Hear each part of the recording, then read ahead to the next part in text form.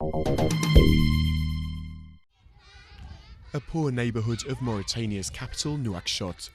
Habi and her son don't have much, but even so, it's a lot more than they used to have when Habi was a slave to an Arab family. 2 years ago, an organisation campaigning against slavery rescued her from her former masters. In the beginning, it was very difficult for me. It was very difficult to leave my masters because I thought there weren't any other options. I just couldn't imagine I'd be able to live without them. Biram Ould Abaid works for the NGO in question, SOS Slaves.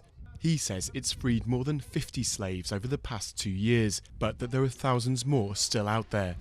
The slaves are mainly from the ethnic community known as the Haratine, a group oppressed for 800 years in the region, so long that slaves too often simply accept their fate as an inferior caste. Quand on parle d'esclave en Mauritanie, c'est quelqu'un qui est né esclave, c'est-à-dire qui travaille sans salaire. When you talk about slaves in Mauritania, you're talking about people who were born slaves.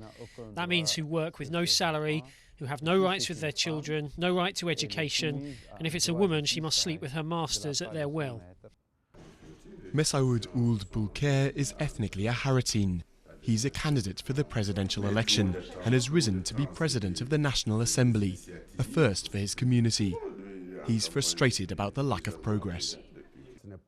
Just because I'm president of the National Assembly doesn't mean that the problems of my community are therefore resolved, or that there's even been any evolution. On the contrary, we're doing everything for the concrete cases of slavery which are on the way.